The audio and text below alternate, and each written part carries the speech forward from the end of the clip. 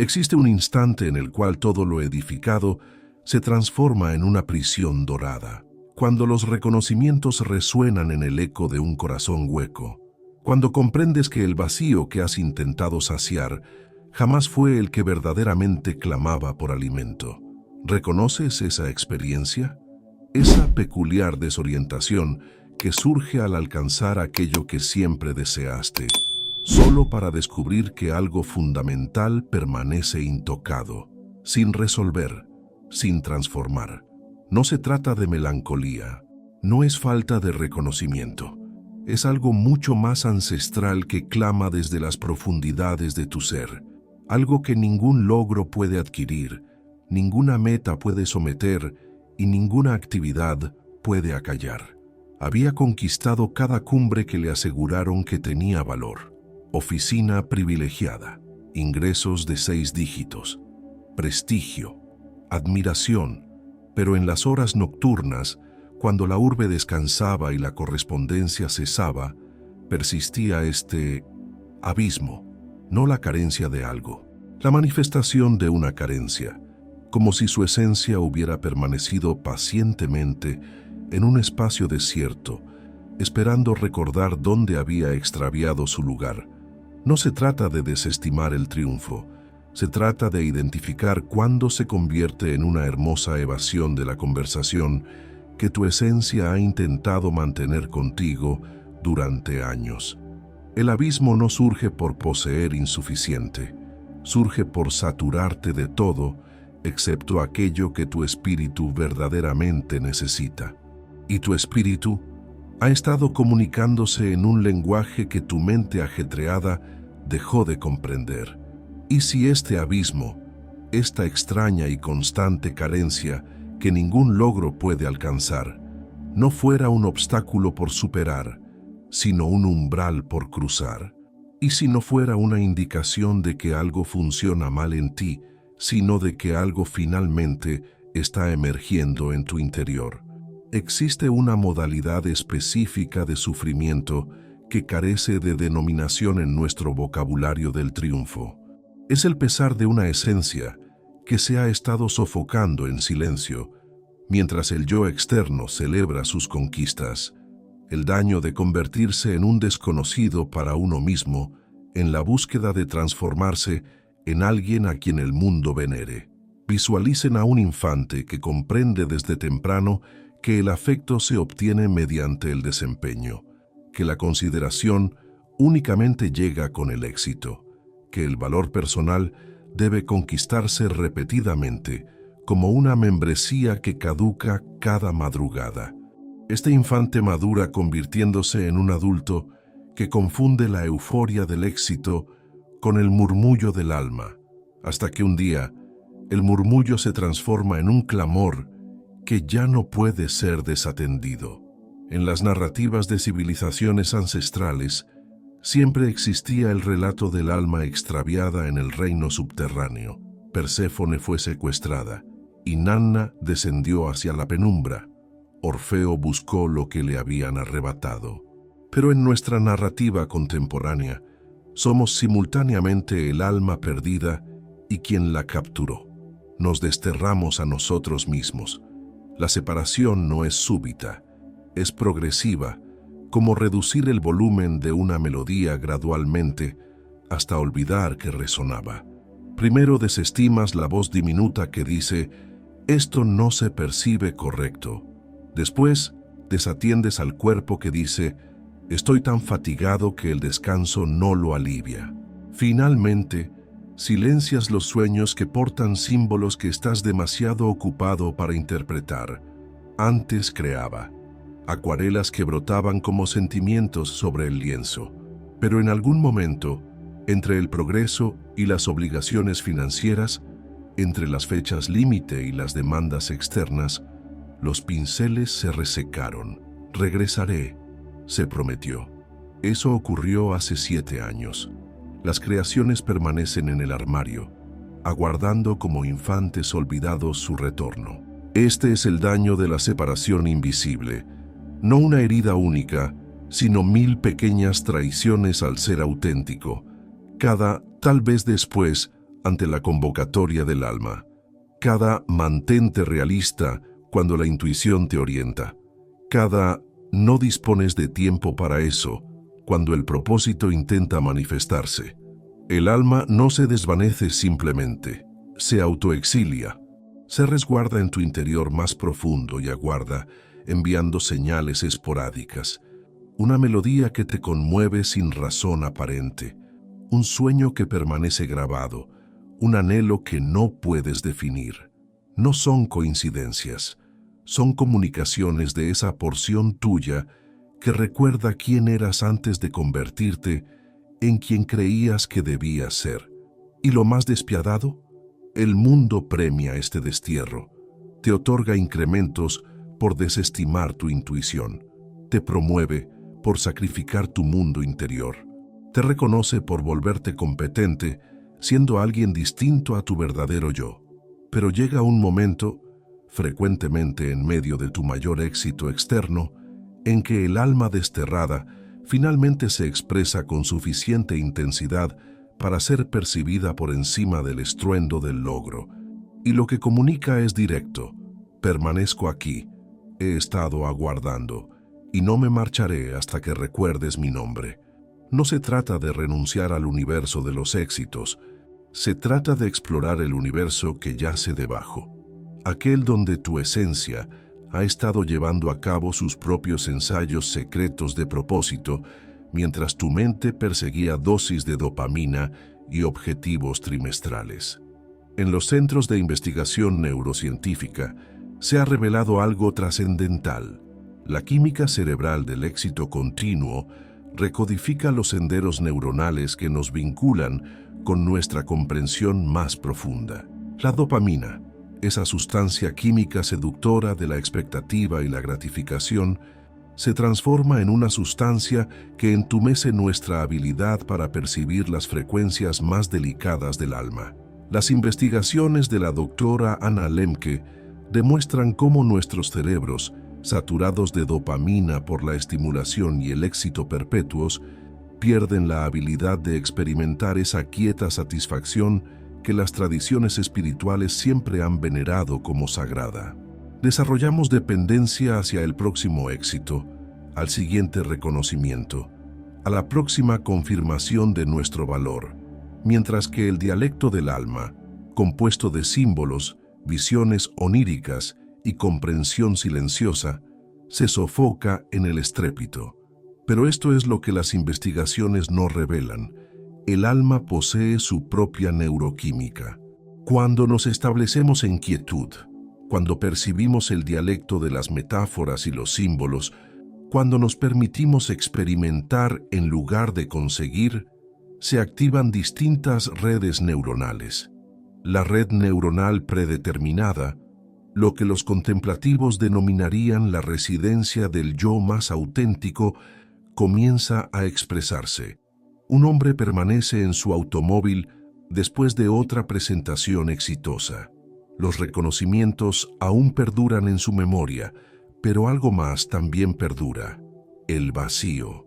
Sus hormonas del estrés están elevadas. El cortisol inunda su organismo, no por el fracaso, sino por un triunfo que se percibe como una traición. Su organismo comprende algo que su mente se rehúsa a aceptar. Esta no es la existencia que su esencia anticipaba. La respuesta al daño no siempre se relaciona con lo que nos ocurrió. A veces se relaciona con lo que no ocurrió. Las conversaciones que nunca mantuvimos con nosotros mismos, las aspiraciones que nunca materializamos, la intuición en la que nunca confiamos. El estrés perpetuo por existir en desalineación crea los mismos patrones neuronales que el trauma. El organismo comienza a percibir el éxito como supervivencia, y el modo de supervivencia es donde el alma se acalla. Jung comprendió esto mucho antes de que la neurociencia lo alcanzara. La denominó la función trascendente, la capacidad del cerebro para conectar lo consciente con lo inconsciente, el yo materializado con el yo auténtico. Pero esta función se deteriora cuando existimos únicamente en el dominio de los objetivos y las mediciones. El dialecto simbólico del alma se nos vuelve extraño. Existe un agotamiento específico que no surge de laborar excesivamente, sino de ir en contra de la corriente de tu propia naturaleza. Es la fatiga de llevar una existencia que no se alinea con tu esencia. Esto no es pereza, es asfixia espiritual disfrazada de productividad. Estudios recientes sobre la teoría polivagal evidencian que cuando existimos en una situación de lucha o huida perpetua, incluso en la versión socialmente aceptada denominada alto rendimiento, nuestro sistema nervioso no puede acceder a los estados donde emergen la comprensión, la creatividad y el conocimiento interior. Nos volvemos hábiles respondiendo a las demandas externas, pero nos volvemos imperceptivos a la orientación interna. Pero aquí está la paradoja que lo transforma todo. El vacío que experimentas no es evidencia de que algo esté ausente. Es evidencia de que algo intenta manifestarse. El vacío no es la ausencia de propósito, sino el propósito que intenta abrirse paso entre el ruido del hacer incesante. Tu esencia no se comunica en el dialecto de la eficiencia. Se comunica en el dialecto de los símbolos, de las visiones oníricas, de las misteriosas conexiones entre experiencias aparentemente desvinculadas. Y hasta que recuerdes cómo percibir este dialecto, ningún éxito, por extraordinario que sea, satisfará el hambre que habita en tus huesos. En lo más profundo de cada alma ambiciosa habitan patrones ancestrales, fuerzas arquetípicas que Jung denominó los directores invisibles de nuestras existencias. Murmuran instrucciones que seguimos sin percatarnos, impulsándonos hacia un éxito que se percibe hueco porque alimentamos los anhelos incorrectos con el sustento incorrecto. Había una vez un infante que comprendió que el afecto era condicional. Se obtenía con calificaciones excelentes, espacios ordenados y una conducta impecable. Este infante se transforma en un adulto que acumula éxitos como un huérfano, acumula evidencias de valor. Cada promoción se convierte en testimonio. Observas, tengo valor, observas, merezco existir. Pero el arquetipo del huérfano nunca se satisface. Sin importar cuánta validación externa acumule, el huérfano interior sigue convencido de que un error, un fracaso, un momento de incapacidad revelará la terrible realidad, que es fundamentalmente indigno de afecto. Saras había edificado un imperio de consultoría, había hablado en plataformas internacionales y su imagen aparecía en portadas de publicaciones. Sin embargo, cada noche revisaba su dispositivo obsesivamente buscando validación, reacciones, comentarios, mensajes que demostraran su relevancia. El éxito se percibía como intentar llenar un abismo sin fondo con cucharadas de aprobación. La huérfana interior permanecía insaciable, sin importar cuánto la aclamara el mundo. En la mitología, el recorrido del héroe posee un arco definido: partida, iniciación, retorno. Pero el héroe herido nunca completa el ciclo. Se vuelve dependiente de la búsqueda misma, incapaz de establecerse en la comprensión que ha obtenido porque detenerse se percibe como perecer. Había escalado montañas, literal y metafóricamente, director ejecutivo a los 40, corredor de maratones, guía de decenas, pero la jubilación lo aterraba más que cualquier reto. ¿Quién sería sin la próxima cumbre que conquistar? El arquetipo del héroe herido lo había persuadido de que su valor no residía en ser, sino en transformarse.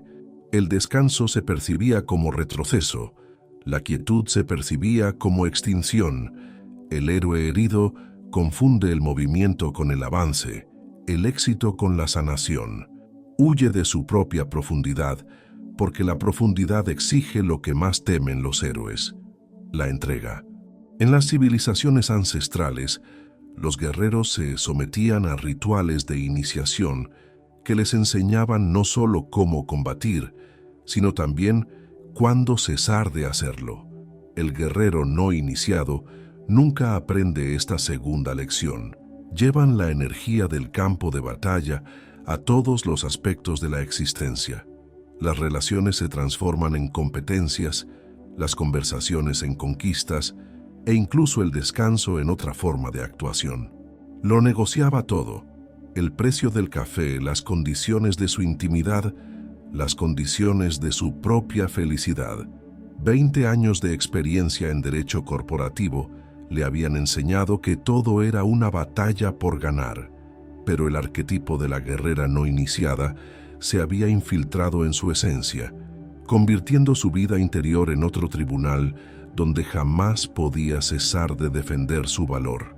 El vacío que experimentaba no era vacío, sino ausencia de paz. Su sistema nervioso había olvidado lo que se percibía al no estar en guerra consigo misma. La tradición budista habla de espíritus hambrientos, seres con apetitos enormes, pero bocas demasiado pequeñas para saciarse. La psicología moderna ha descubierto su equivalente contemporáneo: el alma adicta al éxito, con una capacidad infinita para el triunfo, pero incapaz de alcanzarlo verdaderamente. En sus visiones oníricas, consumía constantemente, pero nunca se saciaba. Devoraba éxitos, devoraba reconocimiento, se saciaba de productividad, pero el hambre persistía. El arquetipo del espíritu hambriento se había apoderado de su existencia, convenciéndola de que el próximo éxito finalmente saciaría su anhelo ancestral. Pero los espíritus hambrientos no tienen hambre de alimento. Tienen hambre de sentirse suficientes tal como son, y ningún éxito externo puede saciar ese apetito. Estas no son patologías que deban sanarse, son aspectos de la psique que se han sobredesarrollado, mientras que otros permanecen desnutridos. El huérfano necesita encontrar a su padre protector interior. El héroe herido necesita encontrar al anciano sabio. El guerrero no iniciado necesita encontrar al soberano pacífico. Carl Jung comprendió que la individuación, el proceso de alcanzar la completitud, requiere dialogar con estas figuras internas. El vacío que experimentas no es un vacío aleatorio, es el espacio donde deben darse estas conversaciones arquetípicas. Pero primero, tienes que cesar de correr lo suficiente para escuchar lo que realmente solicitan, y lo que solicitan no es otro éxito. Solicitan ser observados, reconocidos e integrados con afecto en una existencia que honre tanto tu ambición como tu esencia. La pregunta no es si estos arquetipos influirán en tu existencia, ya lo hacen. La pregunta es si permanecerás inconsciente de su influencia o comenzarás el trabajo sagrado de traerlos a la conciencia, donde puedan servir a tu completitud en lugar de a tu vacío. Tu organismo ha estado manteniendo un registro secreto de cada momento en que elegiste la productividad por encima de la presencia, el éxito por encima de la autenticidad. Y ahora, tras años de fiel servicio a tus ambiciones, ha comenzado a comunicarse en el único idioma que le queda. Síntomas que carecen de sentido médico, pero poseen un sentido emocional perfecto. Lo percibes, ¿verdad? Ese misterioso agotamiento que el sueño no cura, la tensión que los masajes no pueden aliviar, los dolores de cabeza que aparecen los domingos por la noche, como si tu sistema nervioso ya estuviera lamentando la mañana del lunes. Los médicos te realizan exámenes, no encuentran nada anormal, y te marchas sintiéndote frustrado y confundido, como si tu dolor no fuera real porque no se puede medir. Pero, ¿y si estos síntomas no son disfunciones? ¿Y si son mensajeros? Las investigaciones del Dr. Gabor Mate revelan lo que los contemplativos siempre han comprendido. El organismo no miente. Cuando ignoramos persistentemente nuestras necesidades auténticas, la sabiduría de nuestra memoria celular comienza a revelarse, no por malicia, sino por afecto. El afecto feroz de un sistema que intenta recuperar su equilibrio. María era directora de marketing y se enorgullecía de no solicitar nunca baja por enfermedad, hasta que comenzaron las migrañas. Todos los jueves, como un cronómetro, un dolor aplastante la obligaba a permanecer en habitaciones oscuras y en silencio. Los neurólogos no encontraron nada, pero un análisis más profundo reveló el patrón. El jueves era la fecha de entrega de los informes semanales, cuando tenía que presentar cifras que demostraban su valor a personas cuya aprobación ansiaba, pero no respetaba. Su organismo se había vuelto más sabio que su mente. Estaba creando el único santuario posible: quietud forzada, oscuridad impuesta, silencio exigido. Las migrañas no la atacaban, la protegían de una existencia que lentamente borraba su esencia. Existe un cansancio específico que no surge de hacer demasiado, sino de hacer demasiado de lo que no importa. Es la fatiga de llevar una existencia que se percibe ajena a tu espíritu, como usar vestimenta que no te sienta bien. Investigaciones recientes en psiconeuroinmunología demuestran que el estrés perpetuo causado por una desalineación genera respuestas inflamatorias idénticas a las que se observan en las enfermedades autoinmunes. El sistema inmunitario comienza a atacar los propios tejidos, una metáfora biológica de lo que ocurre cuando la existencia ataca a la propia identidad. James había conseguido todo lo que su padre nunca pudo: el título de abogado, la sociedad, la casa con vistas. Pero su energía comenzó a desvanecerse como el agua de un recipiente roto. Lo denominaban síndrome de fatiga perpetua, aunque no se pudo encontrar ningún virus. Lo que no pudieron medir fue la energía que requería mantener una personalidad que no era la suya, sobresalir en un trabajo que experimentaba como una traición a su vocación más profunda. Su esencia estaba cansada, no por falta de sueño, sino por falta de propósito. Su organismo estaba preparando una intervención, creando una razón biológica para detenerse, descansar y recordar quién era tras los éxitos. La medicina griega ancestral comprendía algo que hemos extraviado. El organismo es un profeta, no solo una máquina. Los síntomas físicos suelen llegar como presagios de una necesidad espiritual, la forma en que el organismo fuerza conversaciones que la mente se rehúsa a mantener. Sus problemas estomacales comenzaron la misma semana que la promovieron a directora creativa. Úlceras, dijeron. Estrés, explicaron. Pero la verdad más profunda era más poética. Su instinto rechazaba literalmente los compromisos creativos que estaba realizando. Sus paredes intestinales expresaban lo que sus límites profesionales no podían. Este trabajo la estaba consumiendo por dentro. El intestino contiene más receptores de neurotransmisores que el cerebro. Es literalmente un segundo sistema nervioso, uno que responde a la autenticidad y la alineación de maneras que la mente pensante no puede anular. Cuando traicionamos persistentemente nuestra naturaleza creativa, nuestro sistema nervioso entérico se revela, creando el malestar físico que refleja nuestro malestar espiritual. En el mundo de la medicina energética y la experiencia somática, los profesionales comprenden que los síntomas suelen poseer un significado simbólico. La garganta que se oprime constantemente cuando necesitas expresar tu verdad, los hombros que cargan con tensión al asumir responsabilidades ajenas, las palpitaciones que surgen cuando vives una existencia que no te ama. Estas no son solo respuestas al estrés, sino comunicaciones cifradas de la sabiduría de tu biología. Tu organismo intenta comunicarte algo que tu mente no está preparada para percibir. Esta existencia, por muy exitosa que parezca, está eliminando lentamente la parte de ti que hace que valga la pena vivir. El vacío que experimentas no es psicológico, sino psicosomático. Es la sensación de una esencia que ha sido sistemáticamente ignorada y de un organismo que comienza a negarse a participar en su propio abandono.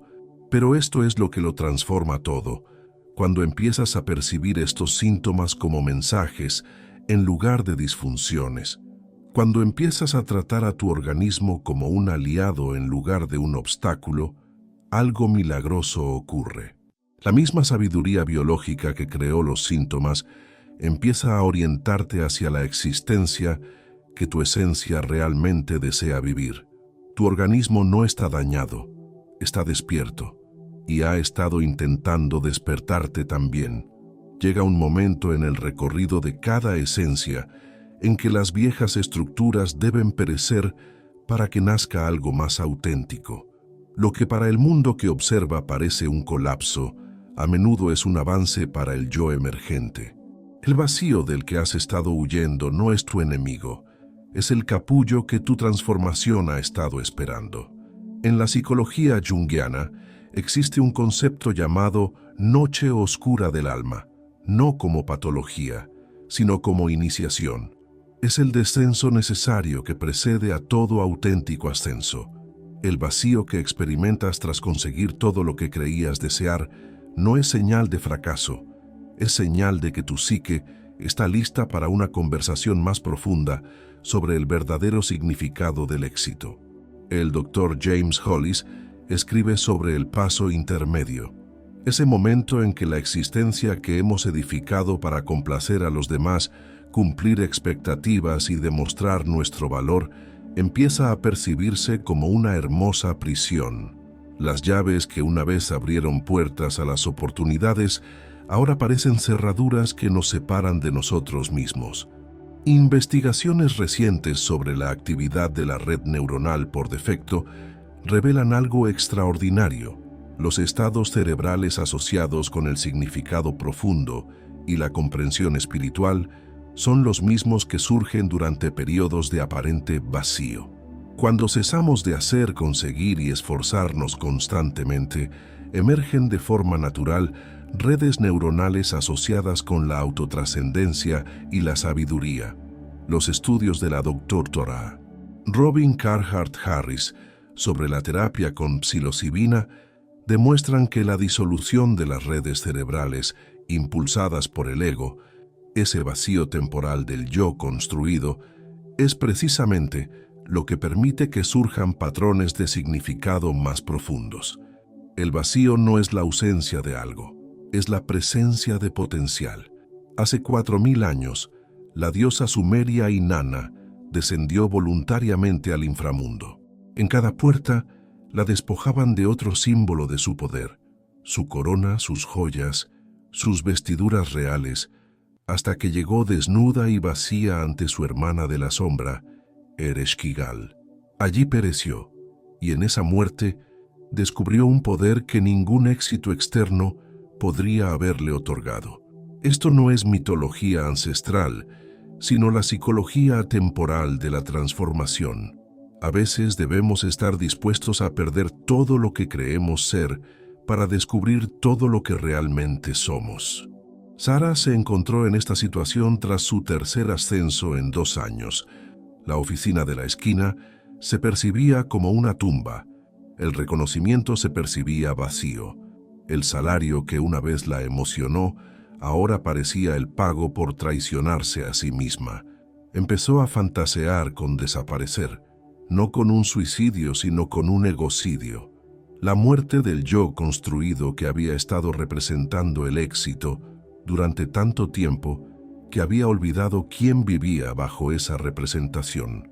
En las tradiciones de sabiduría indígena, cada iniciación implica una muerte ritual, la muerte simbólica de quien fuiste para dar paso a quien te estás convirtiendo. La existencia moderna rara vez ofrece estos contenedores para la transformación, por lo que la psique crea los suyos propios. La depresión que obliga al retraimiento, la ansiedad que exige atención, el vacío que insiste en sentirse. ¿Y si tu vacío no fuera un problema por resolver, sino un embarazo que honrar?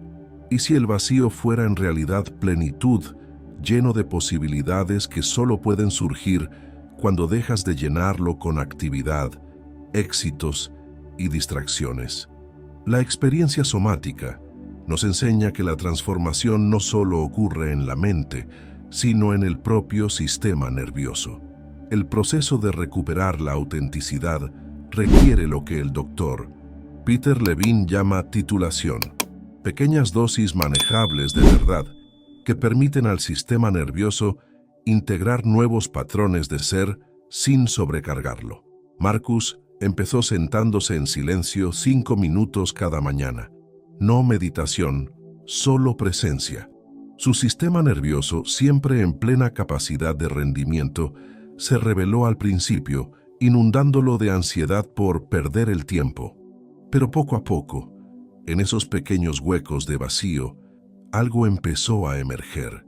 Una voz que llevaba décadas esperando ser percibida.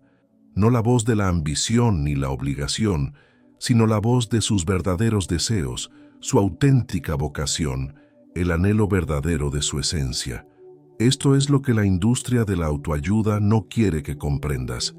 Las transformaciones más profundas suelen requerir un periodo de desconocimiento, de inacción y de desprendimiento de éxitos. La oruga no se convierte en mariposa por esforzarse más en ser una mejor oruga. Se disuelve en una sustancia primigenia, disolución total, antes de reorganizarse en algo completamente nuevo. Tu vacío podría ser el comienzo de tu metamorfosis, pero la metamorfosis requiere confianza en el proceso de transformación, incluso cuando no puedes visualizar en qué te estás convirtiendo. Requiere fe en la inteligencia del vacío, la sabiduría de lo desconocido, la fertilidad del desprendimiento. La pregunta no es si experimentarás este vacío. Si estás leyendo esto, ya lo estás experimentando. La pregunta es si lucharás contra él o colaborarás con él, si lo tratarás con más éxito o lo investigarás con curiosidad, si lo percibirás como una patología o como una iniciación. Tu esencia no está dañada, se está abriendo, y lo que se está abriendo es el cascarón de quien creías que debías ser para revelar quién eres realmente. El vacío no es tu destino, es tu puerta, pero atravesar ese umbral requiere la valentía de soltar la existencia que has edificado y confiar en la inteligencia de lo que quiere emerger. Requiere fe en el proceso, incluso cuando no se puede ver el resultado. Requiere creer que, a veces, el éxito más profundo se manifiesta en la disposición a fracasar en ser quien solía ser. Existe un tipo diferente de inteligencia que surge cuando dejas de intentar optimizar tu existencia y empiezas a habitarla. Una sabiduría que surge no de acumular conocimiento, sino de cultivar la presencia. Un éxito que no se puede publicar en LinkedIn porque ocurre en los espacios inconmensurables entre latidos, entre pensamientos, entre la persona que eras y la persona en la que te estás convirtiendo. La verdadera práctica espiritual no se trata de ser mejor persona, sino de ser una persona más auténtica. No es otra forma de superación personal. Es el acto radical de aceptarte tal como eres, permaneciendo abierto a quién te estás convirtiendo. Las investigaciones del Dr. Jon Kabat-Zinn sobre la atención plena revelan algo profundo. El cerebro se transforma cuando practicamos la presencia, no como una técnica para conseguir algo, sino como una forma de ser que no necesita justificación. Cuando la presencia se convierte en un fin en sí misma, en lugar de un medio para alcanzar un fin, se activan diferentes vías neuronales, asociadas con lo que los neurocientíficos denominan conciencia no dual. Esta noche, antes de dormir, intenta esto. Coloca tu mano sobre tu pecho y pregúntale a tu organismo, ¿qué no he estado percibiendo? No pienses para encontrar la respuesta. Siente. Observa qué sensaciones surgen, qué emociones afloran, qué imágenes aparecen en la oscuridad tras tus ojos cerrados. Esto no es meditación, es consulta. No intentas aquietar tu mente, Intentas amplificar la voz que murmura bajo el ruido de tus éxitos. Tu esencia se comunica en el dialecto de la sensación, el símbolo y el conocimiento repentino. Se expresa a través de la sensación de acierto o error, a través de sueños persistentes, a través de la atracción que experimentas hacia ciertos lugares, personas o posibilidades. En nuestra cultura de optimización constante, no hacer nada se ha convertido en un acto radical. No la nada de la insensibilidad o la evasión, sino la nada de la presencia, el acto revolucionario de existir sin demostrar tu valor mediante la productividad. Dedica 10 minutos cada día a lo que el psicólogo Dr. Manoush Zomorodi denomina práctica del aburrimiento. Siéntate sin entretenimiento, sin metas, sin agenda. Permite que tu mente divague hacia donde desee. Esto no es pereza, es trabajo arqueológico. Estás excavando en los pensamientos, sentimientos y anhelos que han quedado enterrados bajo la estimulación constante de la cultura del éxito. La neurociencia reciente demuestra que el aburrimiento activa la red neuronal por defecto, el sistema de reserva del cerebro que se activa cuando no estamos ocupados activamente. Esta red es donde surge la creatividad, donde se crea significado, donde se hacen visibles los patrones más profundos de tu existencia, pero solo se activa cuando le otorgas espacio. María empezó a escribir cartas que nunca enviaba, no a personas, sino a aspectos de sí misma. La parte que quería volver a pintar, la parte que se sentía abrumada por las expectativas, la parte que recordaba lo que se experimentaba al sentir curiosidad en lugar de certeza. Escribía a su agotamiento, a su ira, a sus anhelos secretos. Y poco a poco con esta práctica empezó a recibir respuestas. No eran voces audibles, sino una especie de diálogo interno que había estado esperando permiso para expresarse. Su intuición empezó a resurgir, tímida al principio, como un animal salvaje que sale de su refugio. Empezó a notar qué decisiones la hacían sentir más viva y cuáles la hacían sentir que se traicionaba a sí misma. Las tradiciones ancestrales comprendían algo que hemos extraviado. La sabiduría no proviene de pensar con más detenimiento, sino de escuchar con mayor atención. El poeta sufí Rumi escribió sobre la brisa del amanecer, ese sutil momento cada mañana en que la esencia murmura su orientación antes de que la mente despierte con su agenda. Prueba esto.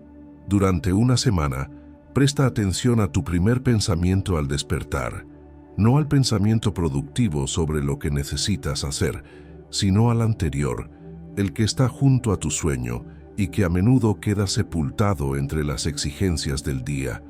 Escríbelo, sin editarlo. No lo analices.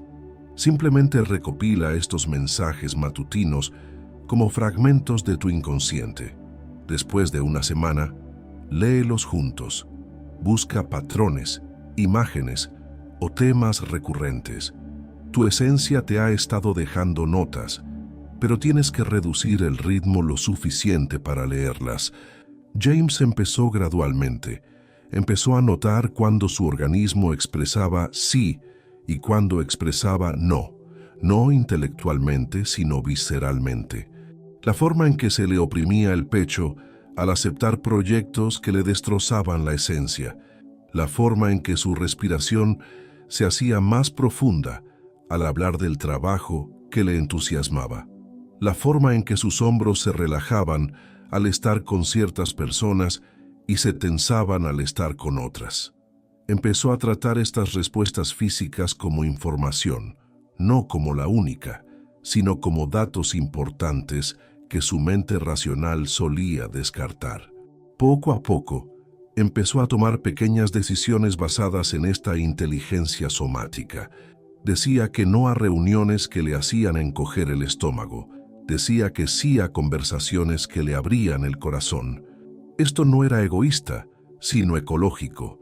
Estaba aprendiendo a existir en armonía con su propio sistema nervioso. a honrar la sabiduría de su ser encarnado en lugar de avasallarla con fuerza de voluntad y obligación. Los contemplativos conocían este secreto. Lo divino no reside en los momentos extraordinarios de la experiencia cumbre, sino en la calidad de atención que prestas a la experiencia cotidiana. Lavar los platos puede ser una práctica espiritual si estás plenamente presente en el agua tibia, el peso de los platos, el simple acto de limpiar, sin intentar estar en ningún otro lugar. Elige una actividad rutinaria cada día: preparar café, cepillarte los dientes, caminar al automóvil, y hazla con total presencia, no como un ejercicio de atención plena, sino como una carta de amor al presente, como una forma de practicar cómo habitar tu existencia en lugar de simplemente gestionarla. El mayor éxito es aprender a obtener satisfacción de cosas que nunca aparecerán en tu currículum: la calidad de tu atención, la profundidad de tu compasión, la autenticidad de tu presencia, la alineación entre tus valores y tus elecciones. Esto no significa abandonar la ambición, sino ampliar tu definición de lo que significa el éxito. Significa incluir en tus métricas los elementos inmensurables que realmente determinan si una existencia merece la pena: propósito, conexión, presencia, integridad, amor. Tu esencia no necesita que seas perfecto, necesita que estés presente. No necesita que tengas todas las respuestas, necesita que estés dispuesto a reflexionar sobre las preguntas. No necesita que alcances la iluminación, necesita que recuerdes que ya eres suficiente, tal como eres, en este momento, respirando este aliento. La revolución no está en los grandes gestos, está en la decisión diaria de escuchar la sabiduría que surge cuando finalmente dejas de correr lo suficiente para escuchar lo que la existencia te ha estado comunicando. Todo el tiempo, lo que creías ausencia era en realidad presencia esperando ser reconocida. Lo que parecía vacío era plenitud, incapaz de encontrar un lugar donde asentarse en una existencia que se movía demasiado rápido para recibirla. Lo que parecía un fracaso era el éxito de finalmente escuchar la voz que te llamaba en un idioma que habías olvidado hablar. El vacío nunca fue tu enemigo. Era la forma en que tu esencia creaba espacio para que lo más importante emergiera de debajo de lo menos importante. Cada momento de vacío era una invitación que rechazabas una y otra vez. Cada ola de sinsentido era un propósito que intentaba abrirse paso entre el hormigón del hacer constante. Al final, esta no es una historia sobre encontrarte a ti mismo. Se trata de detenerte lo suficiente para darte cuenta de que en realidad nunca estuviste perdido. Simplemente viajabas tan rápido que no podías ver el paisaje de tu propia esencia. Los éxitos, los elogios, la validación externa no estaban mal, simplemente estaban incompletos. Eran el aperitivo, no el plato principal. El éxito más profundo no es visible desde afuera porque ocurre en los espacios invisibles. El momento en que la ansiedad se transforma en curiosidad, cuando el vacío se revela como apertura, cuando el vacío se convierte en una puerta en lugar de un callejón sin salida, es el éxito de ya no necesitar demostrar tu valor, porque finalmente recuerdas que tu valor nunca estuvo en duda. Hay un conocimiento ancestral que vive en tus huesos, más antiguo que tus ambiciones, más profundo que tus miedos, más paciente que tu impaciencia. Ha estado esperando a través de cada éxito y cada decepción, cada ascenso y cada fracaso, cada momento de sentirse perdido y cada momento de parecer encontrado. Ahora murmura lo que siempre ha murmurado: no eres lo que consigues, no eres lo que acumulas, no eres lo que alcanzas. Eres la conciencia en la que todas estas experiencias surgen y desaparecen. Eres el espacio donde tanto el éxito como el fracaso bailan sus danzas temporales. El vacío que temías Era esta conciencia tomando conciencia de sí misma. El vacío del que huías era tu propia vasta capacidad que finalmente exigía ser reconocida. Lo que creías que se estaba rompiendo, en realidad se estaba abriendo. Lo que creías que estaba terminando, en realidad estaba comenzando. Las victorias más auténticas se dan en silencio, en el momento en que priorizas la presencia sobre la productividad, en el momento en que honras tu intuición sobre la obligación, en el momento en que confías en la sabiduría de lo desconocido sobre la falsa seguridad de tenerlo todo resuelto. Estos éxitos nunca serán noticia, pero los convierten en ruido de fondo. Cuando finalmente dejas de intentar llenar el vacío y empiezas a escuchar lo que intenta comunicarte, descubres que nunca estuvo vacío. Estaba repleto de posibilidades que solo podían surgir cuando dejabas de llenarlo de distracciones. Era lo suficientemente amplio como para albergar tanto tus éxitos como tu autenticidad, tanto tus ambiciones como tu esencia. Esta noche, cuando los éxitos del día se hayan archivado y las expectativas del mundo se hayan dormido, siéntate con la inmensidad que llevas dentro, no la inmensidad productiva que quiere llenarse de planes y metas, sino la inmensidad plena que anhela ser sentida, honrada y en la que se pueda confiar. Pon tu mano sobre tu corazón y murmura esta verdad: ya soy suficiente, siempre lo he sido. Mi valor no aumenta con mis éxitos, ni disminuye con mis fracasos. Soy la conciencia inmutable en la que todo cambio ocurre. Esto no es un mantra para memorizar, sino un recuerdo para encarnar, no una vez, sino una y otra vez, hasta que tu sistema nervioso lo crea, hasta que tus decisiones lo reflejen, hasta que tu existencia se convierta en una plegaria viva de presencia, en lugar de una súplica desesperada de validación. Si esto te identifica con algo que has estado sintiendo, pero no has podido identificar, cuéntamelo en los comentarios. Tu historia podría ser el espejo que alguien más necesita para ver su propio reflejo. El vacío nunca intentó destruirte, intentaba liberarte, de la prisión del devenir constante a la libertad del simple ser, del agotamiento de demostrarte a ti mismo, al descanso de aceptarte, del hambre que ningún éxito puede saciar a la plenitud, que no requiere nada externo para sostenerla. Lo que parecía el final de tu historia de éxito fue en realidad el comienzo de la auténtica. Lo que parecía un fracaso fue la valentía de dejar de triunfar siendo alguien más y empezar a triunfar siendo tú mismo. El vacío era la forma en que tu esencia te decía: vuelve a casa, no a un lugar, sino a una presencia, no a lo que has construido, sino a quien siempre has sido bajo el edificio. Vuelve a casa, a la conciencia que estaba aquí antes de tu primer éxito y que permanecerá después del último.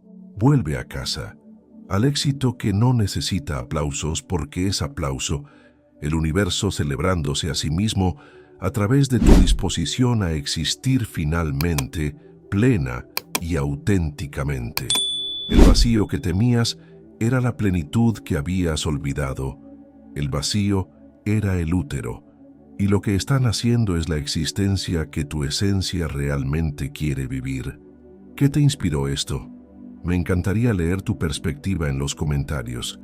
Y si te resultó útil esta exploración de los anhelos ocultos del alma, suscríbete para más conversaciones que honran la profundidad de tu vida interior.